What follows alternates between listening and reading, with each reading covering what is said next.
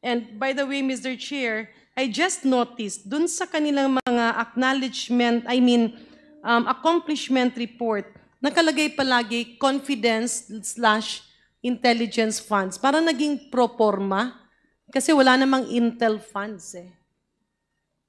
If you look at the paper, yung kanilang mga accomplishment report, it says accomplishment report for confidential slash intelligence funds. Parang pro forma na kinuha. Where in fact, it should be confidential funds because hindi naman military agency yung OVP at yung DepEd. So I do hope, Mr. Chair, while I do respect Sir Fajarda, Sir Lemuel Ortonio, Attorney Sanchez, and even Ma'am Gina Acosta, napakabigat ng ganitong pangyayari na ang nagiging kawawa ay mga ordinaryong opisyal ng gobyerno dahil alam natin sa ganitong sitwasyon, while even if they feign ignorance on what happened, with position actually comes accountability. So I actually cannot, swallow the fact na maraming mga government officials and employees ang madadamay dahil lang hindi nila naintindihan kung ano yung dapat gawin or hindi naigawa ng maayos ang utos ng ating isang opisyal. Thank you, Mr. Chair.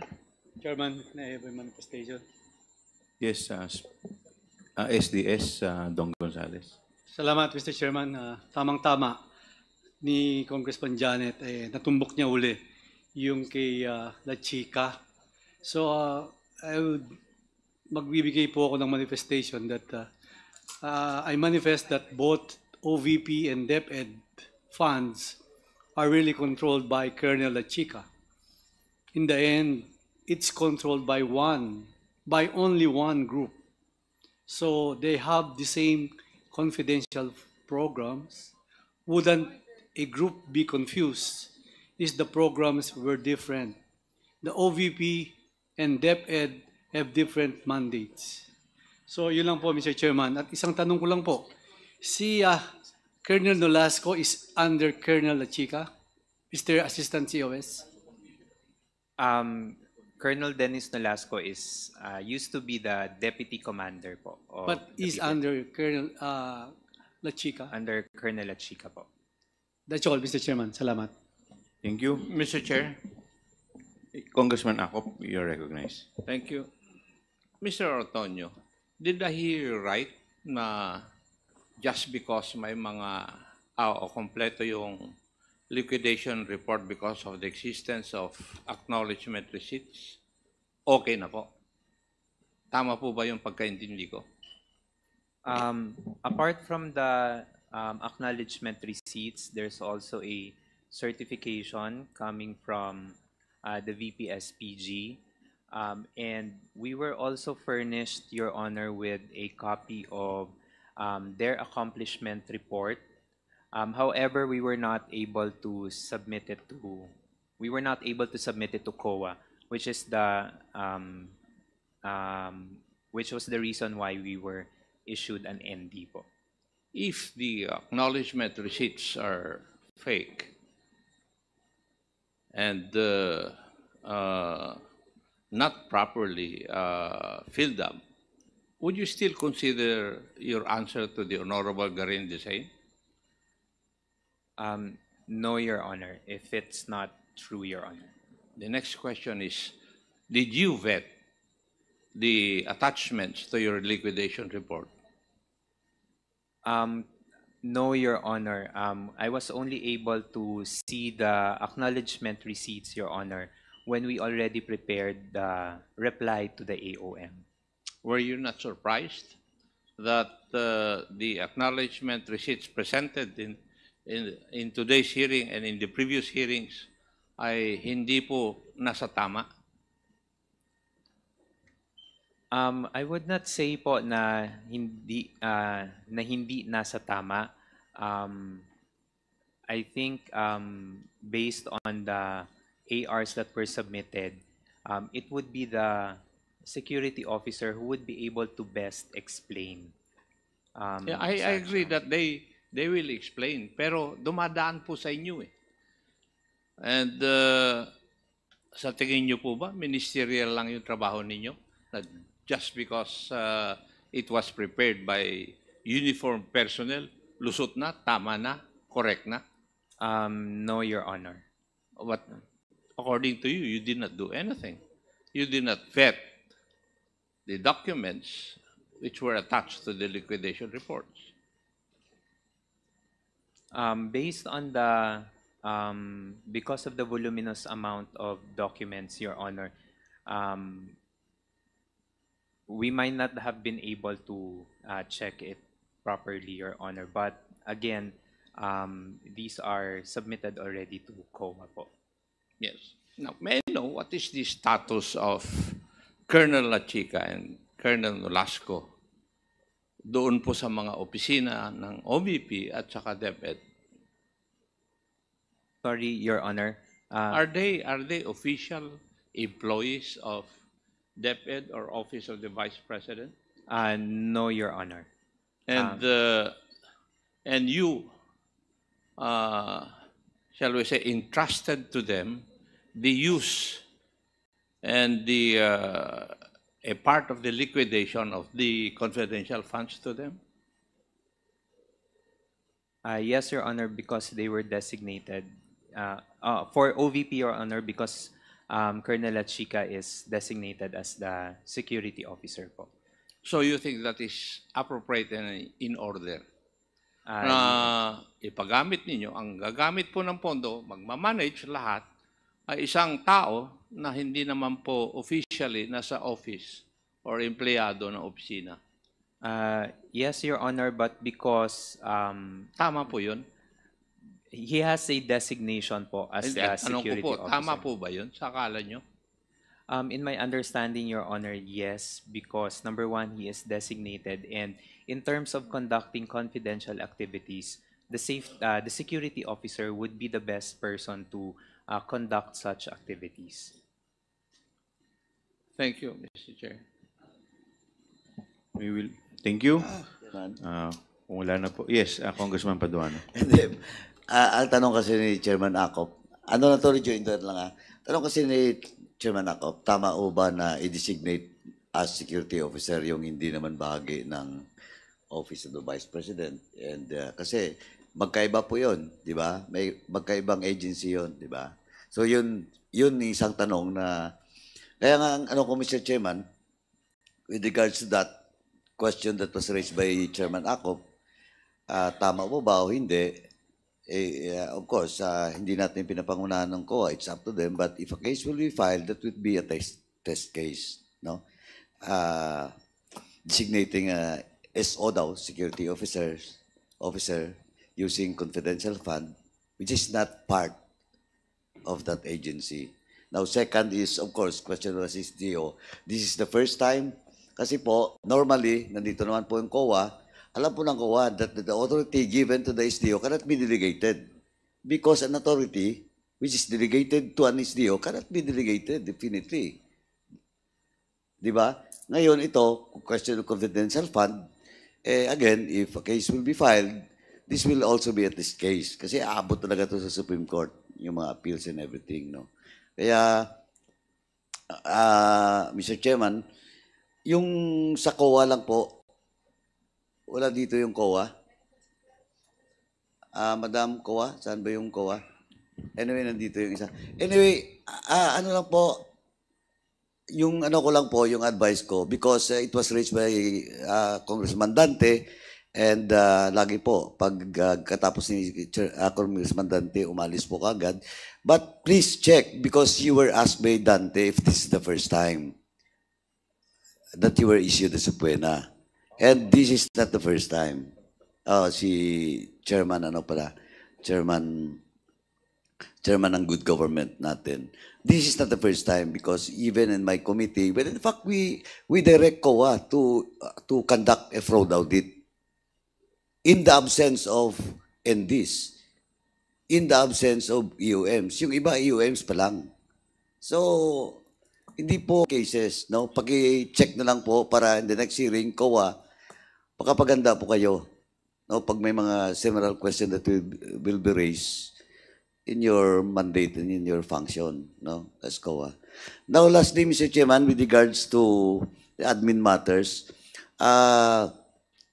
just to balikan lang po natin yung issuance of contempt order to the fore, no? We To have Mr. we have an outstanding contempt and Yeah. arrest order with respect to Ortonio. Yes, Chairman, can I proceed? But insofar as Ortonio is concerned, I think the committee issued two contempt and arrest order. So what is the pleasure of the Yes, Mr. Chairman, members? yung kay Ortonio kasi, ito, you violated Section 11, Paragraph A, yung first contempt, no, sa apat. It's a question, it's Paragraph A, refusal to obey summons without legal excuse. So you're not present for the previous hearing, so you were cited in contempt in violation of Section 11, Paragraph A. Now, with regards to Sir Ortonio, he was cited again in contempt through the motion of Congressman Hill Bongalon in violation of Section 11 once again, but Paragraph F, the same as in the violation of Attorney Lopez. Now, Mr. Chairman, since the four, now including Ms. Gina Acosta, voluntarily appear into this hearing, but still the violation has been committed, no? And when in fact they have not yet served such contempt orders from this committee because they were not in possession of the SAA. But Mr. Chairman, because they voluntarily appear in today's hearing, may I move, Mr. Chairman, to grant Mr. Limel Ortonio, Ms. Sanchen Fajarda, Ms. Gina F. Acosta, and Mr. Edward Fajarda to be granted the furlough, Mr. Chairman. So move, Mr. Chairman. There's a motion to grant, Second. duly seconded. And Mr. Chairman, may I ask the COMSEC if we have established a quorum because the motion to contempt, the four resource persons were issued the contempt by the members of the committee present during the previous hearing, unanimously approved, and we'll just like to establish if there's still a quorum because we cannot lift or grant a furlough without the Quorum. a quorum. COMSEC. Thank you, Mr. Chairman. Your Honor, there were registration of votes and there was a quorum registered at 11:33 p.m. with the Secretariat, Your Honor. The following members voted for the furlough of the four OVP employees. Chairperson Joel Chua, SDS Dong Gonzales, Vice Chairperson Acop, Deputy Minority Leader Castro, Kong Ortega V, Representative Zia Alonto Adyong, Kong Paduano, Vice Chairperson Janet Garin, Congressman Rog Gutierrez, and Congressman Barbers, Your Honor. So we have 10 members voting unanimously for the furlough, Your Honor.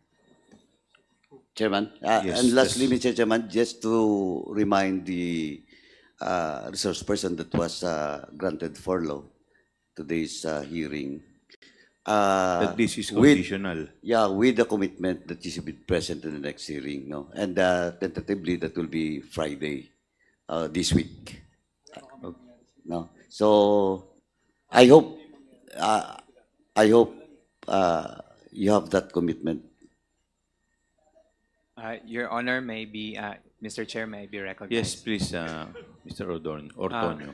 First of all, maybe on behalf of my colleagues, we'd like to extend our gratitude for extending furlough, in terms of the orders that were issued to us. So we'd like to extend our appreciation, our gratitude to this one. And part of this would be the commitment to be attending the succeeding hearings po.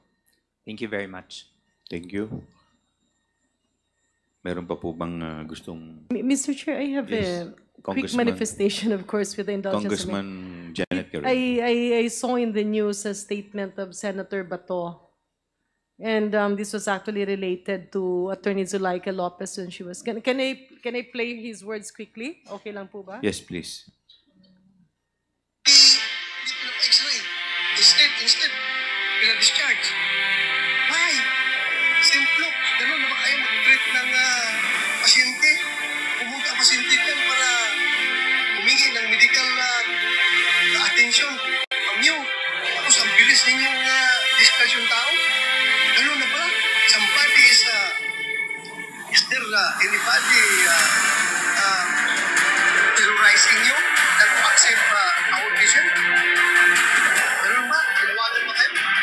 Huwag mong tagapin yung pasyente na yan.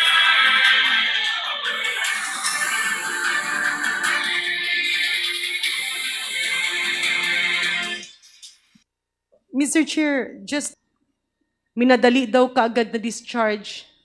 Hindi man lang daw pinatingnan yung scoliosis, gustong ma-x-ray, gustong ma-scan, hindi man lang pinagawa ng medical test, and he was saying, bakit ganito? Meron bang nagte-terrorize sa St. Luke's? Meron bang nag-terrorize sa mga doktor na bakit kailangan kaagad ilabas-labas si Attorney Zulaika Lopez? For the record, Mr. Chair, hindi naman po ganun ang mga doktor.